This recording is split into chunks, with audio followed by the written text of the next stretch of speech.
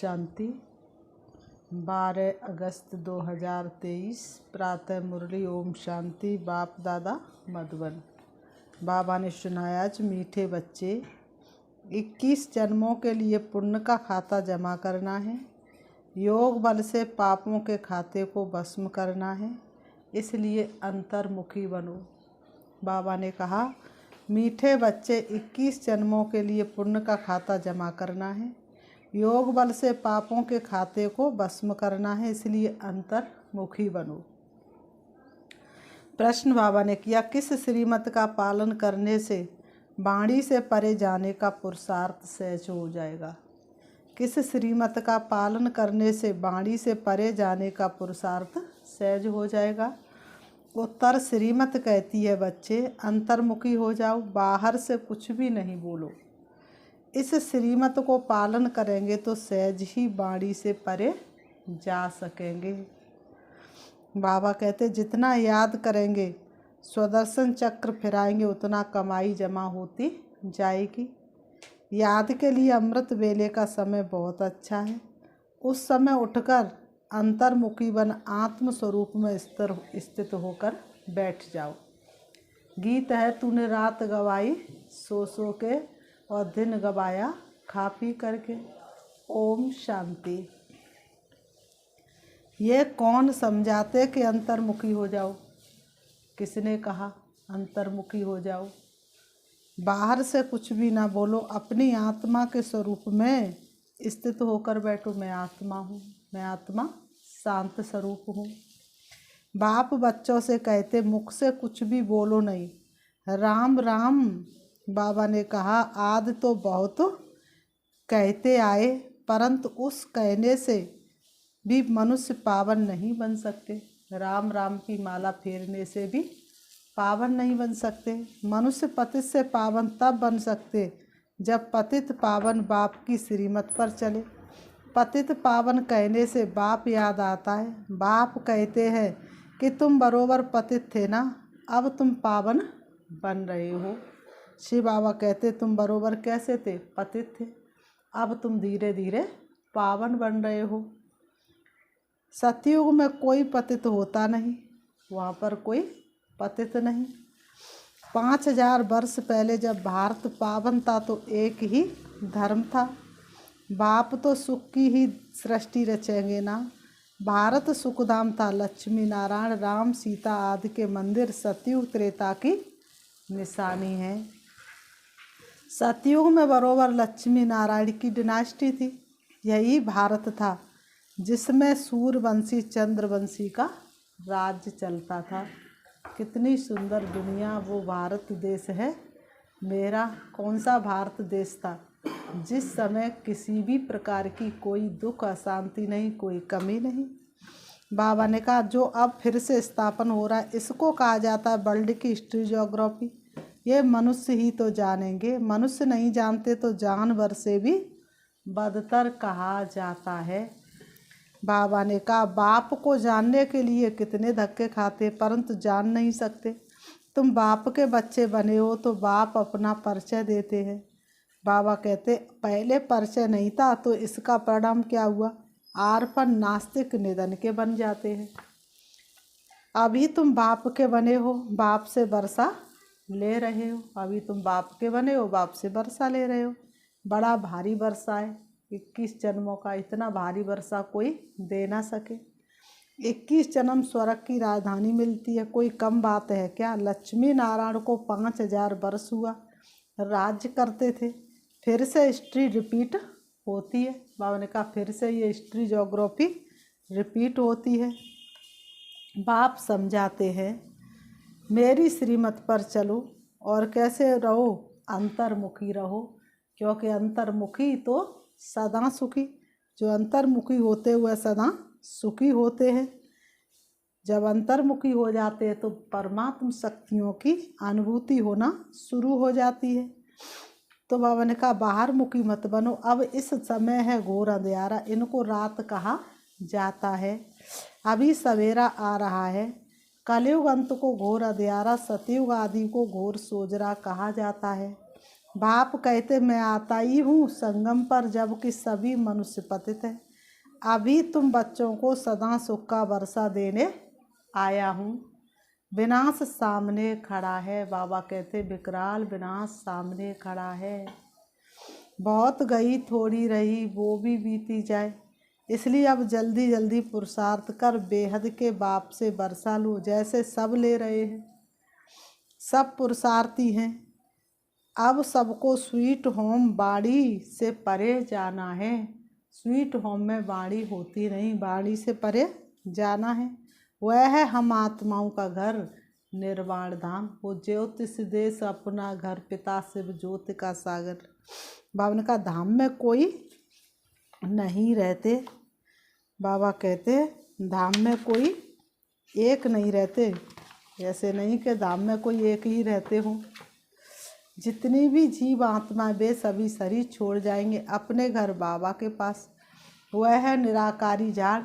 जैसे चित्र में भी झाड़ दिखाया जाता है, वह है हम आत्माओं का घर शांति धाम। फिर हम आएंगे सुखधाम। अभी 84 जन्मों का चक्र पूरा होता है। कलयुग के बाद सतयुग जरूर आएगा ना। द्वापर के बाद कलयुग जरूर आएगा। बाप कहते हैं मैं कल्प कल्प कल्प के संगम युगे आता हूँ। पुरानी दुनिया का विनाश कराता हूँ। जब तक नई दुनिया स्थापन हो जाए तब तक इस पुरानी दुनिया में रहना पड़े ना। जब तक नया मकान बन जाए तब तक पुराने मकान में बैठ रहते हैं ना। पुराना मकान जब तक बन के तैयार नहीं होगा तब तक तो नए मकान जब तक बन के तैयार नहीं होगा तब तक तो पुराने मकान में बैठना ही पड़ेगा ना। जब नया मकान बन के तैयार हो जाएगा तब पुराने को तोड़ा जाएगा। तो अभी क्या है, ये पुरानी दुनिया। तो नई दुनिया सतयुग बाबा स्थापन कर रहे, नई दुनिया की स्थापना हो रही है। तो पूरी स्थापना हो जाए, सतयुग ना आए तब तक तो कलयुग में रहना पड़े। फिर जब नया बन जाए फिर पुराने को तोड़ा जाता है। ये भी पुरानी चीज़ है ना। इसके विनाश के लिए ये है महाभारत लड़ाई। बाप बैठ बच्चों को समझाते हैं। आत्मा ही समझती है। जिस्मानी नॉलेज भी आत्मा सीखती है ना। आत्मा कहती है मैं प्रिंसिपल हूँ, मैं सर्जन हूँ। आत्मा की नॉलेज ना होने के कारण देह अभिमानी हो जाते हैं। इसीलिए तो आपस में लड़ते झगड़ते रहते हैं। आत्मा का ज्ञान ना होने के कारण ही तो दुखी अशांत है। अगर आत्मा का ज्ञान होता तो दुखी अशांति की तो कोई बात ही नहीं। आत्मा ही संस्कार ले जाती है। तुम बच्चे समझते हो श्री बाबा हम आत्माओं को समझा रहे हैं। हम आत्मा ये पुराना शरीर छोड़ फिर नया जाकर लेंगे। अभी हम श्याम हैं, फिर क्या बनेंगे। अभी हम बच्चे श्याम हैं, फिर क्या बनेंगे, सुंदर बनेंगे। इसलिए श्री कृष्ण को क्या दिखाते भक्ति मार्ग में, श्याम और सुंदर। बाबा ने कहा श्याम सुंदर दिखाते हैं ना। तो बाबा कहते हैं सुंदर से श्याम बनते हैं। 84 जन्म लग जाते हैं। फिर बाबा काम चिता से उतार ज्ञान चिता पर बिठाए गोल्डन एज का मालिक बना देते हैं। बेहद का बाप जरूर बेहद का वर्षा देगा ना। बाप तो ऊंचे ते ऊंचे है। कहते बच्चों के लिए बैकुंठ की सौगात लाए हैं। हथेली पर बेहस्त लाया हूँ। सेकंड में तुम साक्षात्कार कर लेते हो। कितने ढेर ब्रह्मा कुमार कुमारियाँ हैं। जरूर ब्रह्मा के बच्चे और शिव बाबा के पुत्र हैं। तुम कहते हो हम शिव बाबा से वर्षा लेते हैं। वही सर्व का सदगति दाता है। राजयोग सिखलाते हैं, निराकार कैसे सिखलाए, इसलिए आर्गन्स द्वारा पढ़ाते हैं। सृष्टि चक्र की नॉलेज देते हैं। तूने ही भेद खोले सारे अगम निगम के। तो सृष्टि चक्र की नॉलेज शिव बाबा आकर के देते हैं। जिसको परमात्मा सुप्रीम सोल कहते हैं, उसकी ही सारी महिमाएं। ज्ञान का सागर पतित पावन वह है तो जरूर आना पड़े। तुमको भी मास्टर सुप्रीम अथवा पावन बनाते हैं। वह है बेहद का बाप जिसको सभी भक्त बुलाते हैं। सभी भक्तों का बाप वह भगवान है। भक्तों को भगवान मिले, हमें प्यारे पिता रूहानी, तो सभी भक्तों का बाप वह है परम पिता परमात्मा। अगर उनको सर्वव्यापी कह देते तो फिर वर्षा कैसे मिलेगा। मनुष्य को भगवान नहीं कह सकते, मनुष्य को कभी क्या नहीं कह सकते, भगवान नहीं कह सकते। श्री कृष्ण को भी दैवी गुणधारी मनुष्य कहा जाता है। वह है फर्स्ट प्रिंस, सभी उनको झूले में झुलाते। कितना प्यारा है सभी का। शिव बाबा को कभी झुलाते नहीं होंगे, क्योंकि वह कभी बच्चा बनता ही नहीं जो किसी को झूले में झुलाने का मौका मिले। ये तो साक्षात्कार कराते समझाने के लिए, हम तुम्हारा बच्चा हूँ, तुम हमको अपना वारिस बनाएंगे, बलिहार जाएंगे तो मैं भी बलिहार जाऊँगा। शिव बाबा कहते तुम मुझ पर बलिहार जाएंगे तो मैं भी तुम पर बलिहार जाऊँगा।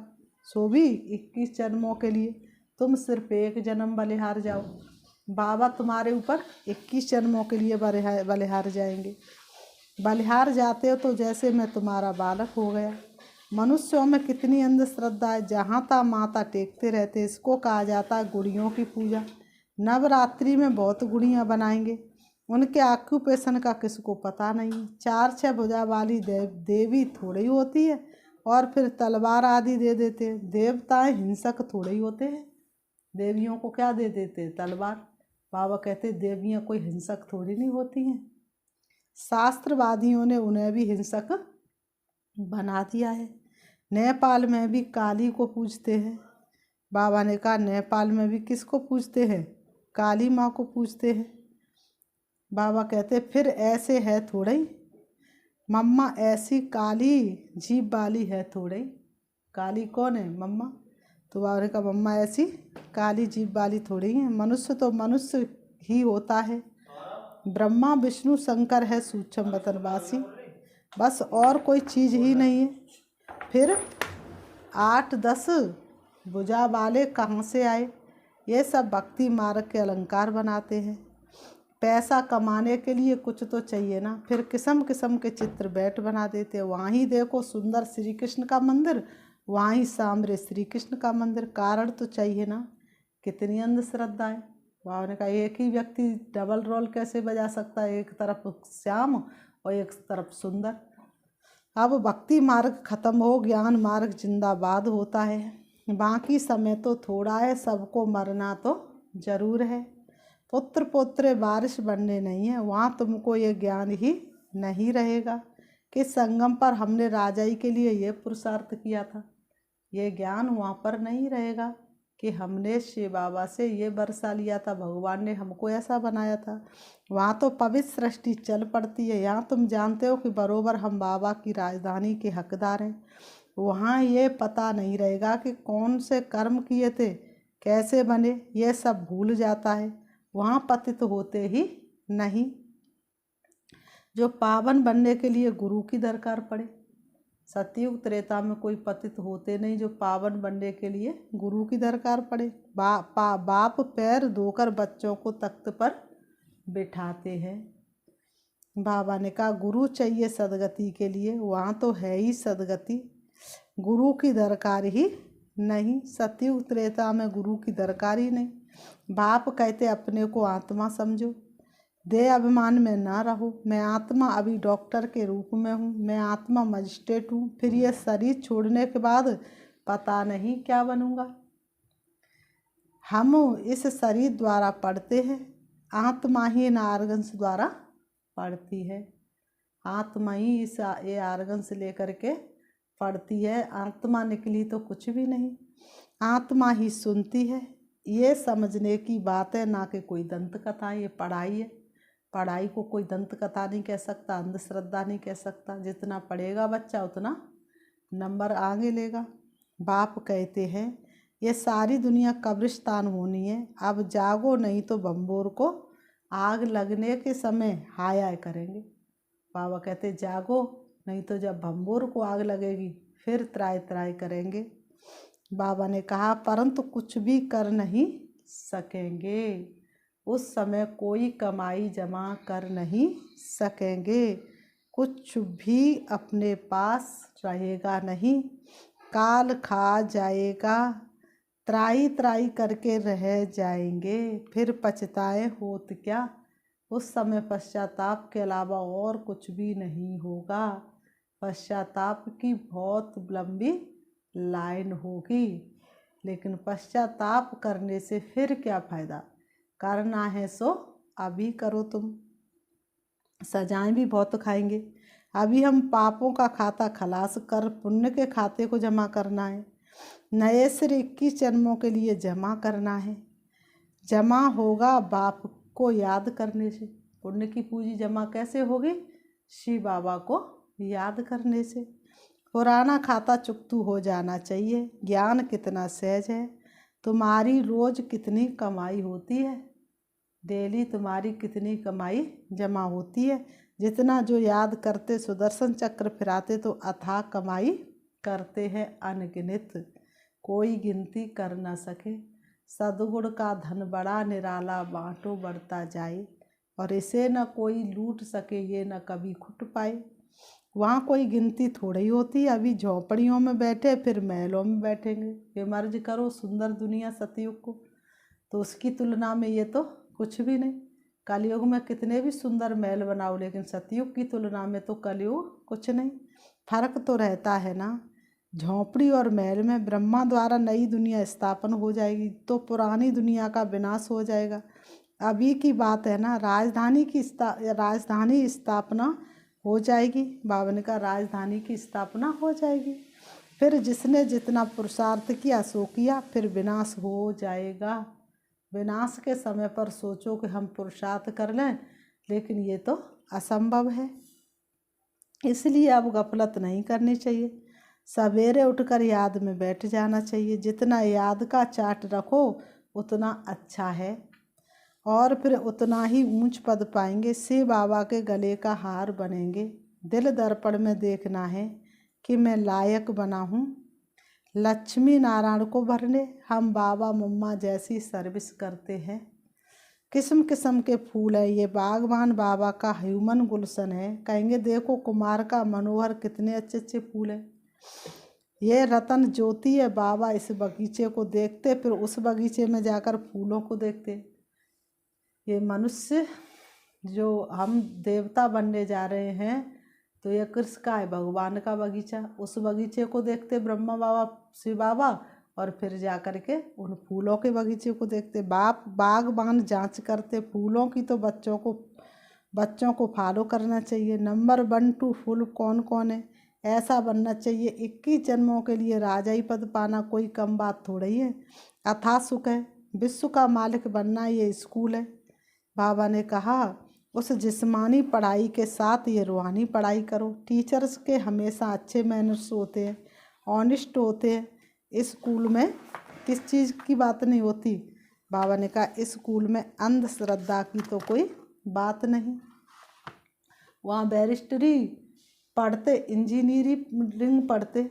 यहाँ तुम राजाओं का, बाबा ने कहा यहाँ पर तुम क्या करते हो? राजाओं का राजा बनने के लिए पढ़ते हो। वहाँ डॉक्टरी की पढ़ाई पढ़ेंगे, इंजीनियरिंग की पढ़ाई पढ़ेंगे, लेकिन यहाँ पर तुम क्या बनते हो?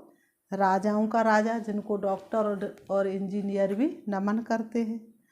बाबा ने कहा सन्यासी तो कह देते ईश्वर सर्वव्यापी, बस खेल ही खत्म। बेहद का बाप बच्चों को समझाते हैं, बच्चे ये अंतिम जन्म पवित्र रहो, तुम बहुत सर्विस कर सकते हो।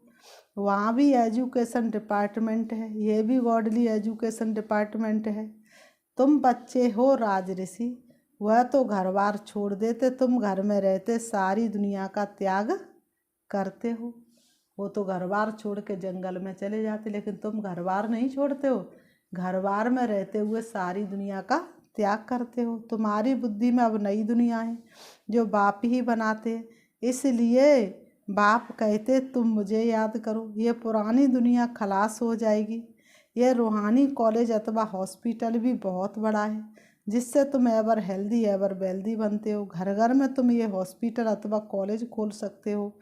इसमें खर्चा कुछ भी नहीं, सिर्फ 3 पैर पृथ्वी के चाहिए। बाबा ने कहा और कोई खर्चा नहीं, सिर्फ 3 पैर पृथ्वी के चाहिए। फिर बाबा ने कहा अच्छा मीठे मीठे माता सिकीलते बच्चों प्रति, मात पिता बाप दादा का याद प्यार और गुड मॉर्निंग। रूहानी बाप की रूहानी बच्चों को नमस्ते, और हम रूहानी बच्चों की रूहानी बाप दादा को याद प्यार और नमस्ते नमस्ते नमस्ते।